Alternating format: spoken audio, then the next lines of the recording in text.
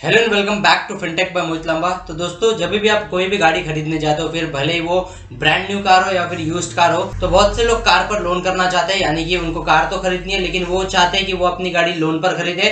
तो एक गाड़ी को, फिर वो भले ही नवी गाड़ी हो या फिर यूज्ड कार हो, ये दोनों गाड़ियों पर अगर आपको लोन करना है तो क्या क्या डॉक्यूमेंट्स आपको चाहिए, उसके बारे में आज की वीडियो में डिटेल में देखेंगे। क्योंकि आज की वीडियो का टॉपिक है documents required to get a car loan. दोनों गाड़ियों पे देखेंगे, नवी गाड़ी के लिए क्या डॉक्यूमेंट्स लगते हैं लोन करने के लिए, और यूज्ड यानी कि सेकंड हैंड गाड़ी पे क्या डॉक्यूमेंट्स लगते हैं। इन दोनों के बारे में डिटेल में देखेंगे और दोनों लोगों के लिए देखेंगे। सैलरीड पर्सन के लिए यानी जो जॉब करते हैं उनके लिए भी देखेंगे, और बिजनेसमैन जो है उनके लिए भी देखेंगे। पूरी वीडियो को एंड तक एकदम डिटेल में देखना, ताकि आपको डॉक्यूमेंट्स क्या क्या चाहिए वो A to Z सारा चीज डिटेल में समझ जाएगा। और दोस्तों, अगर वीडियो पसंद आ जाए और वीडियो की इन्फॉर्मेशन आपके लिए यूजफुल हो तो वीडियो को प्लीज लाइक कर देना और चैनल को प्लीज सब्सक्राइब कर देना। तो चलिए आज की वीडियो की तरफ बढ़ते हैं। Let's get started.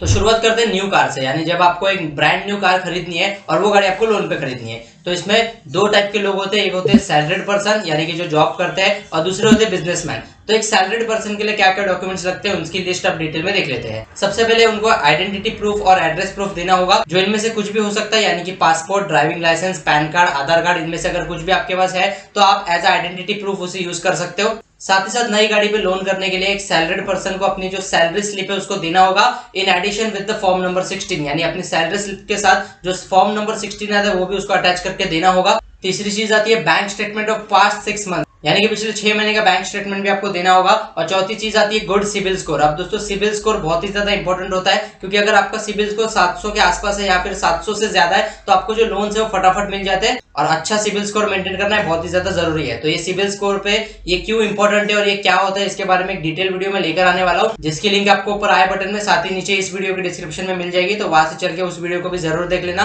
क्योंकि दोस्तों लोन करना है तो सिविल स्कोर को मेंटेन करना बहुत ही ज्यादा जरूरी है। तो वो वीडियो को जरूर देख लेना। तो एक सैलरीड पर्सन के लिए ये चारों चीज लगती है to get a loan on brand new car. अब आते हैं बिजनेसमैन की तरफ। यानी जब एक बिजनेसमैन है जो छोटे मोटे बिजनेस करते हैं या फिर कोई बड़ा बिजनेस भी करते हैं, और एक बिजनेसमैन है उसको अगर कार लोन लेना है फॉर ब्रांड न्यू कार, तो क्या क्या डॉक्यूमेंट्स लगेंगे। तो पहली चीज है वही आइडेंटिटी प्रूफ, यानी कि आधार कार्ड, पैन कार्ड या वोटर आईडी कार्ड या फिर पासपोर्ट, जो भी आपके पास आपका आइडेंटिटी प्रूफ है वो दे सकते हो। सेकंड चीज लगती है 3 साल का IT रिटर्न फाइल लगता है फॉर बिजनेसमैन। यानी कि अगर 3 साल का आपका IT का फाइल है, जो इनकम टैक्स रिटर्न हम हर साल फाइल करते हैं, उसका अगर 3 साल का फाइल है तो आप दे सकते हो। अब दोस्तों, ये जो 3 साल का IT फाइल वाला जो सिस्टम है, ये हर एक बैंक का अलग होता है। कोई बैंक 1 ही साल का IT फाइल मांगता है, कोई बैंक 2 साल का, कोई बैंक 3 साल का मांगता है। ये तो बैंक के ऊपर डिपेंड करता है कि आप कौन सी बैंक से आपका कार लोन करा रहे हो। अगली चीज लगती है bank statement of past 6 months. यानी एक बिजनेसमैन को भी अगर ब्रांड न्यू कार पे लोन कराना है तो पिछले 6 महीनों का बैंक स्टेटमेंट उसे देना होगा। चौथा पॉइंट वही है गुड सिविल स्कोर। यानी सिविल स्कोर अगर अच्छा है, 700 के आसपास का या फिर 700 के ऊपर है, तो बिजनेसमैन को भी इजीली आपका जो लोन है वो अप्रूव हो जाएगा। और लास्ट इंपॉर्टेंट चीज जो दोनों को बहुत ही ज्यादा मायने रखती है, यानी सैलरीड पर्सन को भी और बिजनेसमैन को भी, कि अगर वो खुद के घर में रहते हैं तो जो लोन मिलने का प्रोसीजर है थोड़ा इजी हो जाता है, और अगर वो रेंट के घर में रहते हैं तो थोड़ा सा टफ हो जाता है। अब मैं ऐसा नहीं बोल रहा बहुत ज्यादा टफ, लेकिन अगर खुद के घर में रहोगे तो लोन फटाफट अप्रूव हो जाता है, और रेंट के घर में रहोगे तो थोड़ा टाइम लग जाता है। लेकिन इसमें कोई ऐसा डिफरेंस पड़ता नहीं है, एट द एंड लोन तो दोनों को मिलता ही है। खाली डॉक्यूमेंट्स जो है वो बहुत ही ज्यादा स्ट्रांग होने चाहिए। इसलिए दोस्तों, हमेशा अपने जो पेपर वर्क है उसमें हमेशा स्ट्रांग रहा करो, क्योंकि डॉक्यूमेंट्स अच्छे होंगे तो कोई भी लोन फटाक से मिल जाएगा और जो चीज चाहिए उसे खरीद सकते हो। अब चलते किसी को अगर यूज्ड कार पे लोन करना है, यानी कि एक सेकंड हैंड गाड़ी है उस पर लोन करना है, तो दोस्तों ये वीडियो पे जाने से पहले मैं आपको एक चीज बता दूं कि सेकंड हैंड गाड़ी, अगर आपके पास कोई सेकंड हैंड गाड़ी है या फिर आपकी कोई पर्सनल कार है जिसे आप सेल करना चाहते हो, या फिर आप कोई सेकंड हैंड गाड़ी बाय करना चाहते हो, तो लांबा मोटर्स को प्लीज संपर्क करें।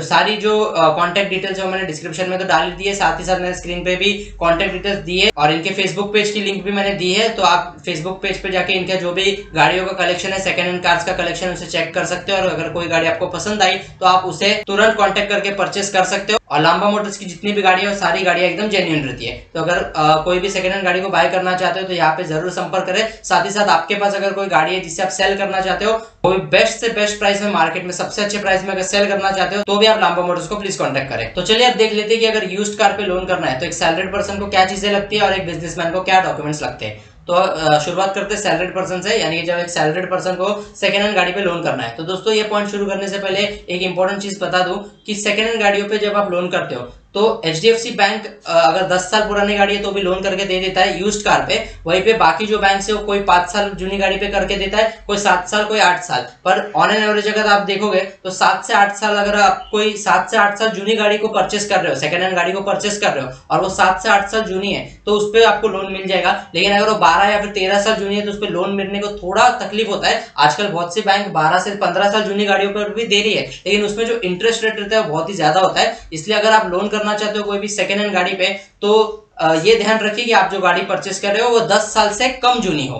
सो ये एक पॉइंट बन जाता है। वैसे 10 साल के ऊपर भी रहेगा तो भी इतना कोई इंटरेस्ट रेट ज्यादा नहीं पड़ता, लेकिन कंपैरेटिवली थोड़ा तो ज्यादा पड़ता ही है। तो देख लेते हैं सैलरीड पर्सन को क्या क्या लगेगा। तो उसको सबसे पहले अपना आइडेंटिटी प्रूफ लगेगा, क्योंकि ये तो बेसिक डिटेल्स होती है, क्योंकि आपकी आइडेंटिटी क्या है वो तो पहले बैंक को पता चलनी चाहिए ना। तो उसमें वही वोटर आईडी कार्ड या फिर पासपोर्ट, आधार कार्ड, पैन कार्ड, ये जो भी आपका आइडेंटिटी प्रूफ है, ड्राइविंग लाइसेंस, ये आप दे सकते हो। और यहाँ पे जो आपकी एज है वो अगर 21 ईयर से 60 ईयर्स के बीच में, तो ये आपको गाड़ी पे यानी कि यूज्ड कार पे लोन मिलेगा। तो इसका एक एज का क्राइटेरिया है जो कि 21 साल से 60 साल के बीच में होता है। और यूजुअली इंडिया के अंदर जो भी पब्लिक लोन लेती है वो मोस्टली यही एज ग्रुप में रहती है। तीसरा पॉइंट आता है, अगर आपको यूज्ड कार पे लोन लेना है तो आपकी मिनिमम सैलरी, जो मंथली सैलरी आपके महीने की तनख्वाह है, वो 20,000 रुपए होनी चाहिए मिनिमम, क्योंकि उससे कम होगी तो आपको लोन नहीं मिलेगा यूज्ड कार पे। अगला पॉइंट है at least 1 year of stable job and 2 years of experience, यानी कि आप जहाँ पे भी काम कर रहे हो वहां पे आपको 1 साल से ज्यादा हो जाना चाहिए काम करते हुए, और साथ ही साथ आपको 2 साल या फिर उससे ज्यादा का वर्किंग एक्सपीरियंस होना चाहिए to get a loan on used car. अगला आता है copy of 3 months of salary slip, यानी कि आपके पिछले 3 महीने की जो भी सैलरी स्लिप है उसका कॉपी आपको बैंक में देना होगा to get a loan on second hand car. फिर आता है कॉपी ऑफ एड्रेस प्रूफ, यानी कि आपका राशन कार्ड या फिर इलेक्ट्रिसिटी बिल का जो कॉपी है वो भी आपको बैंक में सबमिट करना होगा। और लास्ट आता है गुड सिविल स्कोर, जैसे कि मैंने पहले 2 पॉइंट में भी बताया, क्योंकि लोन लेना आज की डेट में जिनका सिविल स्कोर अच्छा है उनको फटक से लोन मिल जाता है, और जिनका खराब है उनको लोन मिलने में बहुत ही ज्यादा दिक्कत आती है। इसलिए सिविल स्कोर दोस्तों हमेशा अच्छा रखिए। अपने जो चेक है वो टाइम टू टाइम डिपॉजिट करिए, अपनी जो इंस्टॉलमेंट है वो टाइम टू टाइम भरिए, कोई भी इंस्टॉलमेंट को बाउंस ना करे, क्योंकि 1 या 2 बार भी बाउंस हो जाता है तो हम ऐसा सोचते हैं कि एक बार बाउंस हो गया तो क्या हो गया, लेकिन जब फ्यूचर में लोन लेने की बारी आती है तो उसमें बहुत ही ज्यादा नुकसान पड़ जाता है। इसलिए अपना क्रेडिट स्कोर, अपना सिविल स्कोर संभाल के रखिए, अच्छा खासा मेंटेन रखिए। तो ये सारे डॉक्यूमेंट्स लगते हैं एक सैलरीड पर्सन को to get a loan on used car. अब देख लेते हैं कि एक बिजनेसमैन को क्या डॉक्यूमेंट्स लगते हैं। तो सबसे पहले आइडेंटिटी प्रूफ की कॉपी तो लगेगी, फिर एड्रेस प्रूफ की कॉपी, और इधर यहाँ पे आपकी जो मिनिमम इनकम है वो सालाना, यानी आपकी एनुअल मिनिमम इनकम 2 लाख से ज्यादा होनी चाहिए आपके बिजनेस से, क्योंकि अगर आप बिजनेस कर रहे हो और वहां पे आपकी एनुअल इनकम यानी 1 साल की इनकम 2 लाख से कम है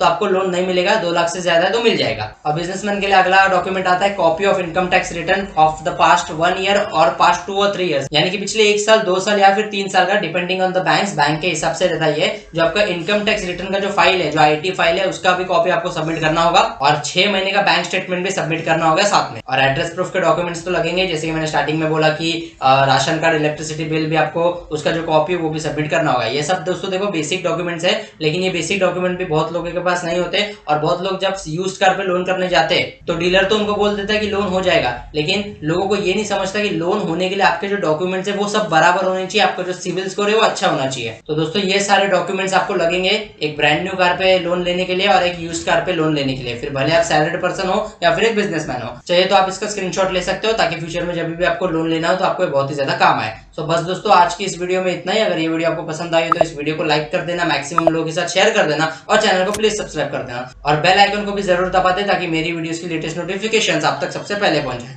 so that's all in today's video. Stay tuned for more such videos. Thank you so much.